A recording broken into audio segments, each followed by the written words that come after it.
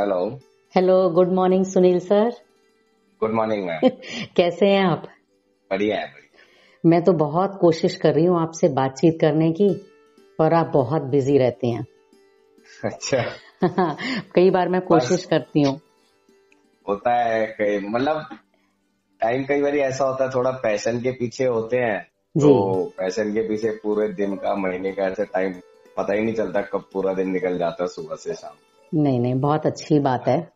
बहुत अच्छा है कि आप अपने स्पोर्ट्स, आपका जो पैशन, आपका जो शौक है, आप उसके प्रति इतने समर्पित हो। बहुत बहुत ही अच्छी बात है। सुनील, मुझे जरा आप ये बताइए कि हाँ जी। एक तो अब जैसे मैं रिटायर हुई हूँ ना, तो मुझसे बहुत बच्चे जुड़ रहे हैं। स्कूल के बहुत से अभी जो बच्चे पढ़ के निकल रहे हैं, तो कई बच्चे ऐसे हैं जो स्पोर्ट्स के हैं, लेकिन उनको कोई ये गाइड नहीं कर पाता कि स्पोर्ट्स के साथ साथ करियर कैसे बनाया जाए। हम्म। तो चाहे फुटबॉल है या कोई भी गेम है, आपका तो मेरे ख्याल हम्म। से फुटबॉल ही मेन है आपका गेम। हाँ तो जी। इसके भाई बच्चे तो पढ़ लिए, अच्छा जो बच्चे खेलों हम्म। में रहते हैं उनके कई बार मार्क्स भी इतने अच्छे नहीं आते। तो हम हम्म। स्कूल में भी उनको ये गाइड करते थे कि बेटा आप इतना पढ़ लो कि आपके पासिंग मार्क्स आ जाएं, फिर आप स्पोर्ट्स हम्म। के क्षेत्र में निकल जाना। पर मुझे लगता है आप ज्यादा अच्छा बता सकते हो इसमें कि क्या क्या करियर है।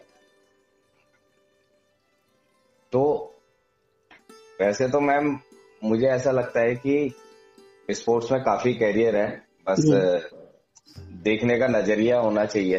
हम्म। तो मुझे मतलब मैं जब स्कूल में ज्वाइन करा 1996 में, जी। तो मुझे तब से पूरा ट्रस्ट था कि स्पोर्ट्स एक ऐसी लाइन में जिसमें बच्चे का स्टडी भी अच्छा हो सकता है। अगर बच्चा स्पोर्ट्स में अच्छा है, खेलता अच्छा है, हम्म। तो वो स्टडी में भी ऐसा नहीं हो सकता कि वीक हो सकता है। ये मेरा अपने में काफी ट्रस्ट था अपने आप में। जी। तो जब मैं हॉस्टल में जैसे आया बच्चों के पास, तो उस समय 174 175 बच्चे थे। तो जोशी सर ने मुझे अपॉर्चुनिटी दी, जोशी सर के साथ जी। हॉस्टल में जब रहा, तो मुझे वहीं से मुझे ऐसा दिखा कि ये बच्चों के लिए बहुत ब्राइट फ्यूचर है स्पोर्ट्स के साथ, अगर ये पढ़ाई भी करते रहे तो। हम्म। क्योंकि बच्चों को खेलने से काफी खुशी मिलती बिल्कुल। है ना। तो हम्म। अंडरस्टूड था। हम्म। अब बच्चा स्कूल में जाता है पढ़ने, उसको अगर वहां पर भी खुशी मिले, हम्म। तो वो हमें बैलेंस करना होता था। मैं और जोशी सर जब बच्चों को खिलाते भी थे, तो हम ऐसे ही गाइड करते थे कि हम्म। वहां पर भी आप खुश होके जाया करो। जैसे आप स्पोर्ट्स की फील्ड में भागते हुए आते हो, हम्म। वैसे ही जब आप स्कूल में पढ़ने जाते हो हॉस्टल से, तो भागते हुए जाओ कि आपको आज पढ़ाई करना है, कुछ सीख के आना है वहां से। हम्म। हम्म। तो वो मेरा गाइडेंस रहता था। तो उससे मुझे लगता है कि हॉस्टल में बच्चों का काफी ब्राइट फ्यूचर रहा। और बिल्कुल। हमारा इसी तरीके से गाइडेंस रहता था कि यार स्पोर्ट्स भी बहुत जरूरी है, तो पढ़ाई भी उतनी ही जरूरी है। दोनों को आपको 50-50 लेके चलना है, हम्म। दोनों को बैलेंस करना है। और उसका बस रीजन ये होता था कि आप अगर कोई भी स्पोर्ट्स खेल रहे हो, उसमें आपको सोचना तो पड़ता ही है। बिना सोचे समझे तो आप कुछ ही नहीं कर सकते। हम्म। आपको टेक्निक भी चाहिए, टैक्टिस भी चाहिए, हम्म। सोचना भी है, ब्रेन को भी यूज करना है। तो वो जो आप क्लास में पढ़ाई करोगे, वो हम्म। आपका गेम के टाइम सोचने में, डिसीजन मेकिंग में आपको जरूर हेल्प करेगा। तो बिल्कुल। इस चीज के पीछे हम रहते थे। हम ये नहीं कहते थे कि अब मैथ्स पढ़ो, साइंस पढ़ो, ये पढ़ो। बस इतना ही गाइडेंस देते थे कि यार वो पढ़ने से आपके स्पोर्ट्स में आप बहुत टॉप में जाओगे, नेशनल लेवल प्लेयर हो सकते हो और इंडिया लेवल पे खेलोगे। तो ये हमारा गाइडेंस रहता था। बाकी जो हमारा अपना ट्रेनिंग है वो तो हम कराते ही थे बच्चों को, बट ये ऑफ द फील्ड जो बच्चों को गाइडेंस है, ये बहुत जरूरी है। ऑन द फील्ड तो गाइडेंस हर कोई देता है, बट ऑफ द फील्ड बच्चों के साथ संबंध बनाना, रिलेशन बनाना, हम्म। और उससे पहले ये बहुत जरूरी है कि बच्चों को अगर मैं समझा रहा हूँ, तो उसको सबसे पहले मुझे उस बच्चे का ट्रस्ट गेन करना है। अगर हम्म। हमारा ट्रस्ट नहीं है आपस में, हमारा आपस में रिलेशन नहीं है, हम्म। और उसको मेरे में ट्रस्ट नहीं है, तो वो मेरी बात को शायद उतना सीरियस नहीं लेगा कि यार सर हम्म। तो ऐसे ही कह रहे हैं, पढ़ाई करने के लिए कह रहे हैं। तो हम्म। हम पढ़ाई करने के लिए नहीं कहते थे, हम ये कहते थे कि स्पोर्ट्स में इसका यूज हो। हम्म। तो फॉर एग्जाम्पल मुझे अभी भी याद है कि मान सिंह एक लड़का था हमारे स्कूल में, जो बिल्कुल। हॉस्टल में था। मान सिंह बहुत अच्छा फुटबॉलर था हम्म। और बहुत अच्छे फुटबॉल खेला लेवल में। आज की डेट में वो एक रेजिडेंशियल एकेडमी, फुटबॉल की रेजिडेंशियल एकेडमी को खुद ही रन कर रहा है। अभी अच्छा। उसको एज ए मैनेजमेंट भी, मतलब ओनर के साथ है। हम्म। और 60 प्लेयर्स को वो गाइड करता है, उनको पढ़ाता भी है, खिलाता वाह, भी है, क्या दोनों बात काम है। करता है। वाह। उस बच्चे का मुझे इसलिए याद है हम्म। क्योंकि उसके अंदर ना इतना कॉन्फिडेंस था। हम्म। बोलता था, सर मैं ना खेल में अच्छा हूँ तो मैं पढ़ाई में भी अच्छा हो जाऊंगा, मुझे खुद पता है। मुझे बस पढ़ना है और मुझे क्या करना है, मैं सब बच्चे से जो पूरे साल में पढ़ते हैं मैं अपना पढ़ूंगा, मैं हम्म। नंबर ले आऊंगा ज्यादा। तो उसको हम्म। अपने में कॉन्फिडेंस बहुत था। बिल्कुल। और वो 12th में उसने प्रूव करा। हम्म। ज्योग्राफी में उसके हाईएस्ट मार्क्स आए क्लास में, एंड हम्म। 92% वो लाया टोटल आर्ट सेक्शन में। हम्म। 92% वो मार्क्स भी लाया। हम्म। उसको दिल्ली के बेस्ट कॉलेज में एडमिशन भी मिला और इजीली उसने करा। बिल्कुल, मुझे और मान सिंह उसके बड़े बाद वो अच्छे से, मान सिंह। हाँ मुझे मान सिंह बहुत अच्छे से ध्यान है। हिंदी में भी वो बहुत अच्छा बच्चा, और अभी भी मैं फेसबुक में देख रही हूँ सुनील कि मान सिंह, नितेश चिकारा, मुनमुन, मोहम्मद आकिब, ये बहुत सारे अपने जो भी टूर्नामेंट में जाते हैं उनकी फोटो उसमें अपलोड करते हैं। तो इन बच्चों को देखकर बहुत अच्छा लगता है। और मुझे तो ज्यादा नहीं पता, पर मुझे ये पता है कि बच्चे इससे रेलवे में जा सकते हैं, रेलवे की जॉब बच्चों को मिल जाती है स्पोर्ट्स के, हाँ, है स्पोर्ट्स ना। में देखिए आजकल तो कैरियर इतना वास्ट है। हम्म। एफसीआई में जॉब मिल रही है बच्चों को, हम्म। ऑडिट में जॉब मिल रही है, बैंक्स में जॉब मिल रही है, रेलवे में जॉब है, सीआईएसएफ में जॉब है, सीआईएसएफ में, सीआरपीएफ में स्पोर्ट्स कोटा है। ओके। आर्मी में कई बच्चे हमारे गए। अच्छा। और एयरफोर्स में तो है ही, जैसे मोहम्मद मोहम्मद आकिब आकिब। एयरफोर्स में चला गया था तो वो उस समय 19 ईयर्स का ही था। नितेश शिकारा उस समय 18 ईयर्स का ही था। आफ्टर 12th क्लास ही उसको रेलवे में जॉब मिल गई थी। वाह, और अच्छा। नितेश शिकारा ने तो, आप मानेंगे नहीं, इंडियन रेलवे खेला, इंडियन रेलवे के बाद वर्ल्ड रेलवे खेला। ओह। तो वर्ल्ड रेलवे में वो चिकोस्लोवाकिया गया था बाहर खेलने। अच्छा। और एक बारी वो जर्मनी गया खेलने वर्ल्ड रेलवे। तो वर्ल्ड रेलवे भी होता है। अच्छा तो जी। अभी बस जस्ट उसका 1 मंथ बैक उसको लिगामेंट इंजरी हो गई जी। फुटबॉल खेलते हुए। तो हम्म। अभी तो फिलहाल आजकल वो बेड रेस्ट में है। जी। और वो मेरे क्लब से भी खेला, गढ़वाल हीरो जो हमारा क्लब है उससे भी अच्छा। खेला। अच्छा। तो इस समय तो बच्चों के लिए बहुत अपॉर्चुनिटी है। मतलब मैं आपको एग्जांपल दूंगा कि अब गौरव बोरा है, जी। गौरव बोरा एंड रक्षित दोनों आईएसएल खेल रहे हैं। हाँ, रक्षित, यस। रक्षित डागर। तो हाँ, रक्षित। कल ही मैं उसका मैच देखने भी गया था, नेहरू स्टेडियम में आए थे। जी। तो ये दोनों आईएसएल खेल रहे हैं और पीक में है। अब ये, मतलब इनका अर्निंग बहुत अच्छा है। अभी ये 26-27 ईयर्स के ही हैं और काफी अच्छा इनका लैक्स में पैकेज है। जी। मतलब अच्छा। आप ये लगा लो 2 और 3 लाख पर मंथ इनके लिए इजीली है इस समय अर्निंग जो कर रहे हैं। क्या बात है सुनील सर, लेकिन मैं आपको ये जरूर बोलूंगी कि ये आपके स्पोर्ट्स डिपार्टमेंट का जो बड़े अच्छी अंडरस्टैंडिंग थी। जोशी सर आपको राय देते थे, सुझाव देते थे, आप बच्चों के साथ जो खेलते थे, लक्ष्मी मैम, जो डिपार्टमेंट इतना अच्छा था।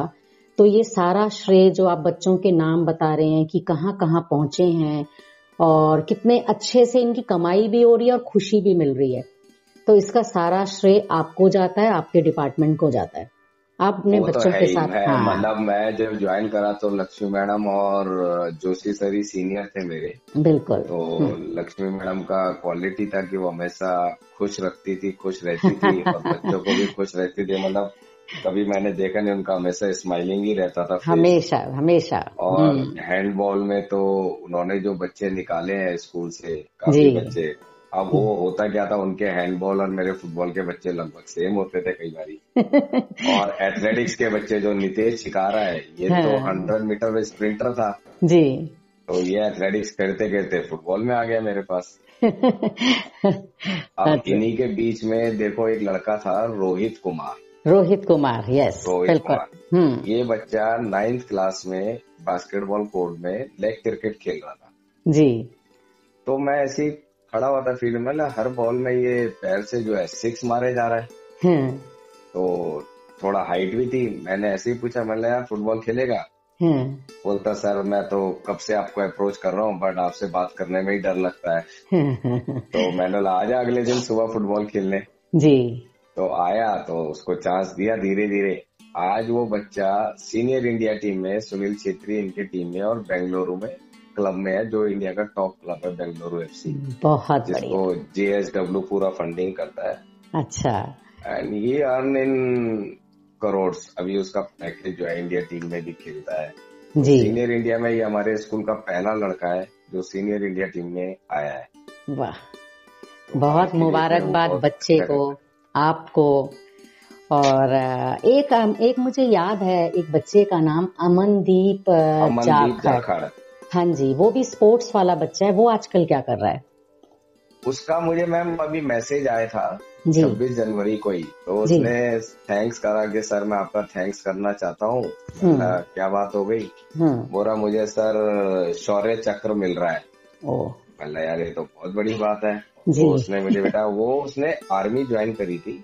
अच्छा। तो वो हमारा फुटबॉल में अच्छा लड़का था। उसका भाई भी खेलता था, अशोक जाखड़। अशोक पर जाखड़, हाँ हाँ हाँ, तो हाँ। अमनदीप जो है बड़ा भाई था। जी तो ये आरएलए कॉलेज में एडमिशन लिया था, इंग्लिश ऑनर्स। उसके जी। बाद इसने सीडीएस करके आर्मी में मेजर बनाया। अच्छा, तो ये सिख रेजिमेंट में है, 4th बटालियन में। बहुत बढ़िया। तो ये बच्चा, मतलब काफी खुशी हुई कि मतलब बिल्कुल। काफी अच्छा फुटबॉलर था, मिडफील्डर था, दिल्ली यूनिवर्सिटी खेला। जी। और उसके बाद इसने अपना पैशन को कंटिन्यू रखा कि मेरे को, और अभी भी ये मेरे से हेल्प लेता कि सर कोच भेज दो, मैंने अपनी आर्मी वाले में टीम बना दी है फुटबॉल की, अच्छा। और मैं अभी भी खेलता हूँ फुटबॉल। वाह, आप ऐसे तो ही स्वस्थ रहें, तंदुरुस्त रहें सुनील, और ऐसे ही बच्चों को गाइड करें। वैसे अभी आप क्या कर रहे हो? आपका कोई कोचिंग है क्या? क्या काम कर रहे हैं आप? स्पोर्ट्स से तो जुड़े हैं, ये तो तो मुझे पता हाँ, है। मैंने स्कूल स्कूल से जब मैंने गया था छोड़ के, तो मेरे जी को थोड़ा सा ये था कि मुझे फुटबॉल इंडस्ट्री में कुछ करना है ऊपर लेवल पे। जी। तो मैंने ज्वाइन करा बैचुंग भूटिया फुटबॉल स्कूल। तो बैचुंग भूटिया जो है, जैसे अभी सुनील छेत्री टॉप में है, तो बैचुंग भूटिया पहले इंडियन टीम कैप्टन था। जी तो Baichung Bhutia is longest serving captain of Indian में था, इंडियन टीम में। जी। तो हमने अ, तो ऐसा ही होता है जैसे, मतलब टीचिंग प्रोफेशन से क्या होता है, आपके काफी रिलेशन बनते हैं। तो मैं IIT में रहता था, तो IIT में 2 स्टूडेंट थे इंजीनियरिंग कंप्यूटर साइंस के। जी। तो वो मेरे ही स्टूडेंट थे, दोनों ने मुझे अप्रोच करा कि सर मिलके फुटबॉल पे कुछ करते हैं। जी। तो मुझे भी ऐसा लगा कि यार ऐसे पैशनेट बच्चे आ रहे हैं IITian, जिन्होंने हम्म कंप्यूटर साइंस से पढ़ा है और IIM अहमदाबाद से करे हैं। हम्म। तो अगर वो मेरे पास आ रहे हैं हेल्प मांगने, तो हमें मिलके कुछ करना चाहिए। जी। तो हम तीनों ने मिलके फिर बैचुंग भूटिया को अप्रोच करके एक रेजिडेंशियल एकेडमी रन करा। अच्छा। तो अभी हम जो है बैचुंग भूटिया का रेजिडेंशियल एकेडमी, मोस्ट ऑफली हम 78 सेंटर्स को रन करते हैं पूरी इंडिया में। अच्छा। 78 सेंटर्स को, एंड 5 रेजिडेंशियल स्कूल चलाते हैं हम पूरी इंडिया में। जैसे जी कि नासिक में है एक शिलोंग में है, जी और एक जो है अपना गुड़गांव में, जी। एंड एक बेंगलोर में है, और एक गुवाहाटी में है, हम्म आसाम में। तो हम्म। ये रेजिडेंशियल स्कूल को रन करते हैं। हम्म रीजन बस ये है कि थोड़े से जो बच्चे टैलेंटेड बच्चे हैं फुटबॉलर, उनको हम अच्छे से एजुकेशन दे पाए, हम्म पढ़ाई भी कराएं, हम्म और गेम भी खिलाएं, फुटबॉल भी खिलाएं, हम्म जिससे बच्चों का फ्यूचर बने। अगर वो गेम में नहीं बना, हम्म तो एजुकेशन लाइन में कोई अच्छे प्लेटफॉर्म पे जाए, वो उसको प्लेटफॉर्म मिले कि मेरे को पढ़ाई से भी कुछ मिल सकता है। तो हम्म। ये हम लोगों का एम है कि एम है। एजुकेशन के साथ बच्चों को गेम कैसे खिलाना है, स्पोर्ट्स में कैसे नंबर 1 बनाना है, बहुत बढ़िया, ये बहुत ही हमारी प्रायोरिटी है। बहुत बढ़िया। बिल्कुल, आप बहुत अच्छा काम कर रहे हो। लेकिन कई बार सुनील, मैं ये देखती हूँ कि बच्चे स्पोर्ट्स में जा रहे हैं, स्कूल में आके पढ़ाई कर रहे हैं, होमवर्क कर रहे हैं, मतलब बहुत ज्यादा बिजी रहते हैं वो। लेकिन कभी कभी कुछ बच्चों की ना हेल्थ खराब हो जाती है। तो डाइट के लिए इन बच्चों को क्या करना चाहिए? डाइट का ध्यान नहीं रखते कोई कई बार। हाँ, तो मैं उसमें बस ये कहूंगा, जो तो रेजिडेंशियल स्ट्रक्चर में है बच्चे, हम्म उनका तो डाइट रहता है मेंटेन। जी। डाइट का मेरा जो अपना पर्सनल एक्सपीरियंस है हम्म। कि बच्चा बस टाइम पर खाना खाए हम्म। और जो फूड मिलता है हम्म। वो ही खाए, हम्म। जंक फूड कुछ भी ना खाए, तो बच्चे का हेल्थ इंप्रूव रहता है हमेशा। मतलब बेस्ट है कि लास्ट 20 ईयर जब मैं हॉस्टल में था, रेजिडेंशियल में, अपना सीआरपीएफ में, तो हम्म। हम बच्चों को 3 टाइम का फूड देते थे। वो बच्चे सिर्फ 3 टाइम का फूड ही खाते थे, ठीक उसके है। अलावा बाहर का कोई भी जंक नहीं खाते थे। तो बच्चों हम्म। का सबका ग्रोथ देखो और हाइट देखो, 6 फीट आराम से इजिली निकलता था और हेल्दी रहते थे। हम्म। हम्म। तो अब ऐसा नहीं है कि डाइट में कि बच्चों को क्या खाना चाहिए, हम्म। मतलब नॉर्मल जब घर में मिलता है वो हम्म। फूड भी अगर वो इंजॉय करके खाए, हम्म। हम्म। और रात को अगर वो टाइमली अपना बिफोर 8 o'clock फूड को इनटेक कर ले और हम्म। अपनी बॉडी को गैप रखे 10 आवर्स का, तो हम्म। मुझे नहीं लगता कि बच्चे के हेल्थ में कोई इशू आएगा। हम्म। बट उसको एक जर्नल फूड खाना और इंजॉय करके खाना बहुत जरूरी है। जो भी सब्जी है, जो भी दाल है, उससे हम्म। इरिटेट ना हो। वो हम्म। सब चीज खाए, सब हम्म। चीज खाए, मतलब सब कुछ उसको खाना है। और जो भी जंक आइटम होते हैं जंक उनसे बस, आइटम। हाँ, जंक आइटम से दूर रहे। बिल्कुल। और है ना, आजकल ये बच्चे नहीं यही है खाते कि हैं। जैसे बच्चे कहते हैं ना, सर नो फुटबॉलर या स्पोर्ट्समैन को तो नॉन वेज जरूरी है। ऐसा हम्म। कहीं पर भी नहीं लिखा नॉन वेज जरूरी है। हम्म। वेजिटेरियन में भी बहुत सारी चीजें हैं, हम्म। ग्रीन वेजिटेबल है। जो भी सीजनेबल फ्रूट्स होता है, जो भी हम्म। सीजनेबल वेजिटेबल्स होते हैं, वो खाना बहुत जरूरी है। बिल्कुल। मैंने देखा है हॉस्टल के बच्चों के पास काले चने होते थे, जब वो सुबह आते थे हाँ स्कूल हाँ हाँ। तो काले चने भिगोए हुए बच्चों को मिलते थे और वो खाते थे वो। और तो इवन जो हमने वो दलिया और हाँ, काले चने मॉर्निंग में हाँ, डेली, ये फिक्स था। और जब बच्चों का ब्रेक होता था उस समय 2 केले, जहां हाँ, तक मुझे ध्यान है, बिल्कुल 3 से 4 साल, विंटर हो चाहे समर हो, दो हाँ, केले जरूर देते थे उनको। बिल्कुल। मुझे भी अच्छे से ध्यान है कि बच्चे ये खाते थे और उनको उनकी देखा देखी सुनील, जो हमारे डे स्कॉलर्स बच्चे थे उनको हम्म, भी ये आदत हो गई थी, जो स्पोर्ट्स के बच्चे थे, कि काले चने भिगोए हुए खाने हैं मैम, इससे बहुत ताकत आती है, ये बोलते थे वो। सही। और एक बस ये है कि जब बच्चे पढ़ रहे हैं, खेल रहे हैं, तो कई बार मैं खुद भी आपसे शिकायत करती थी, जोशी सर को बोलती थी कि सर देखो ये होमवर्क नहीं कर रहे हैं। तो कहीं कहीं टीचर्स को भी ये जरूर गाइड करें, स्पोर्ट्स टीचर्स भी ये जरूर बताएं कि इन बच्चों का टारगेट स्पोर्ट्स है, ये स्पोर्ट्स में आगे निकलेंगे, इनका होमवर्क बस कंप्लीट करवा दो आप किसी तरीके से। आपके पास ले आते थे हम बच्चों को, तो आप मैम कोई किसी की कॉपी दे दो, हम होमवर्क करवा देंगे। राइट।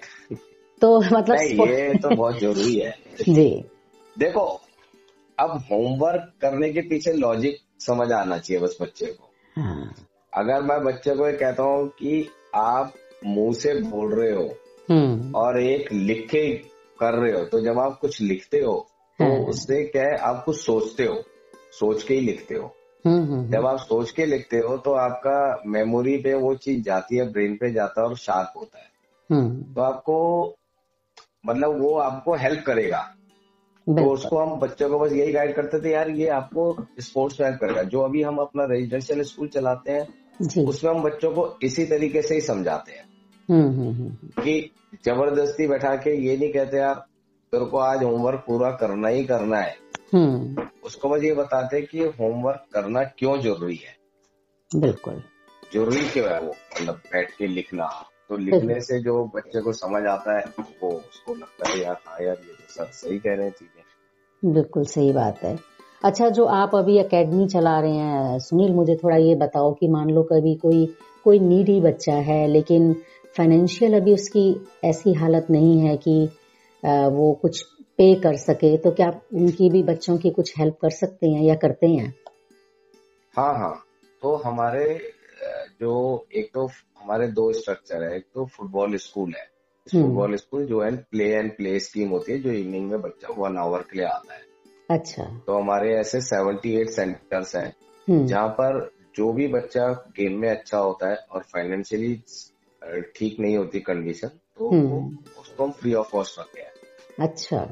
उसको फ्री ऑफ कॉस्ट रखते हैं, बट उससे बच्चे से बस ये साइन कराते हैं हम पेरेंट्स से कि कम ये बच्चा हमारे साथ 5 इयर्स जुड़ा रहे। हम इसको 5 years के लिए स्कॉलरशिप फ्री देंगे।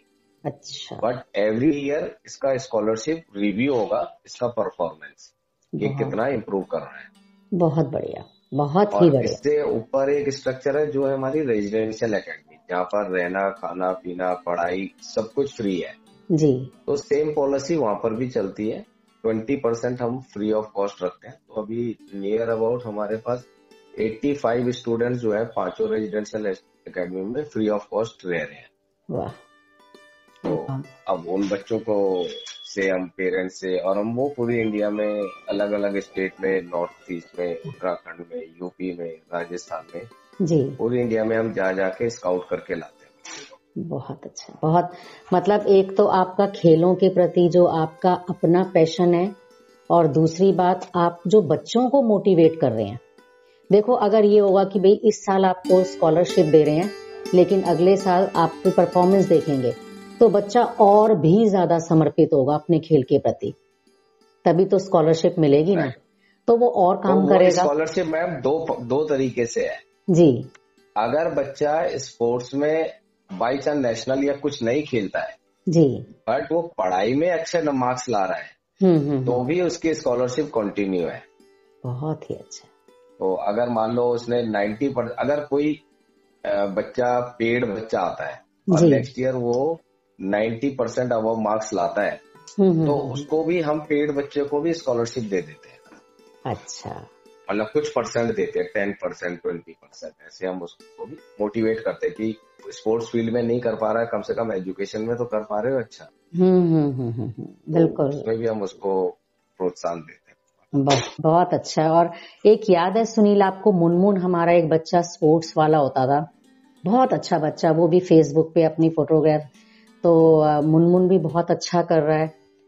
मुनमुन और अभी लेटेस्ट अभी आई लीग खेल रहा है, वो जी। अभी पंजाब में है। अच्छा। मैंने दिल्ली FC एक क्लब है उसमें खेल रहा है, और अच्छा। करंटली बहुत अच्छा खेल रहा है। हम्म। और आपको याद होगा एक लड़का और है, वो इस समय लेक्चरर बन रखा है, मोनू लाल। मोनू। अच्छा, मोनू मोनू, लाल, हाँ जी, बिल्कुल। मोनू लाल भी हमारे पास हॉस्टल में टॉपर था फुटबॉल। जी। तो मुझे अभी जस्ट 1 month बैक फ्लाइट में मेरे साथ ही बैठा था, ना मैंने उसको पहचाना ना उसने उसने मेरी आवाज सुन के मुझे पहचान लिया था। और मेरे अच्छा साथ में ही बैठा हुआ था वो। जी। तो हाँ, मोनू को भी बहुत टच अच्छा में है। हूँ मैं बहुत, मतलब हमारे बच्चे चाहे हॉस्टलर्स हैं चाहे डे स्कॉलर्स हैं, सभी बच्चे बहुत अच्छे निकले हैं। बहुत और हम टीचर्स के लिए ये सबसे बड़ी गिफ्ट है एक, बच्चों के प्रति, मतलब बच्चों ने जो हमें ये कि हम अपने लक्ष्य तक पहुंचे हैं, तो और टीचर्स को क्या चाहिए, इससे ज्यादा कुछ नहीं चाहिए जब बच्चे ये बताते हैं हम कहाँ कहाँ हैं। और सुनील, हाँ, अच्छा लगता है। बहुत अच्छा लगता है। तो आपने बहुत अच्छा सुनील मुझे बताया है। अब जो बच्चे मुझसे पूछते हैं ना, इवन हमारे जो फैमिली में हैं कुछ बच्चे स्पोर्ट्स में कर रहे हैं, तो मैं उनको भी ये बताऊंगी कि भाई देखो, आप ये सुनो, सर ने कितनी अच्छी बात बताई है, और आगे निकले। तो पहले लोगों का ये था कि खेलने से तो कुछ नहीं होता है, पढ़ाई पढ़ाई चाहिए। अब वो नजरिया बदल गया है, अब लोगों अभी की तो मैम सोच बदल गई। इतनी अपॉर्चुनिटी है ना, देखो जी। बच्चा खेले चाहे पढ़ाई करे, जी। वो बाद में कुछ ना कुछ तो जॉब ढूंढता है या किसी के हम्म। पीछे जाता है। बट मैं हम्म। ये कहता हूँ, अगर वो अपने पैशन के पीछे जाए, अपने पैशन के साथ काम करे, जी। तो उसको थोड़ा अच्छी अचीवमेंट मिलती है।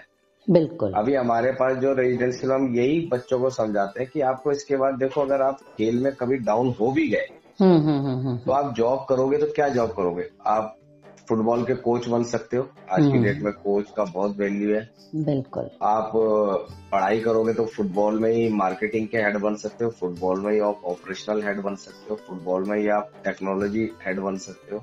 जी। और हमारे पास अभी 350 लोग कोचेज एंड ऑपरेशनल टीम काम कर रही है, सब लोग फुटबॉल पैशनेट है, मतलब गेम पैशनेट है, फुटबॉल भी गेम, नहीं कहूंगा, हाँ, मतलब स्पोर्ट्स पैशनेट है। स्पोर्ट्स, हाँ।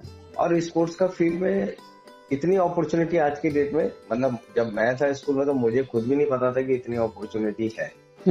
बट आज की डेट में तो सब कुछ है, टेक प्रोडक्ट है, सब कुछ है। बिल्कुल बिल्कुल।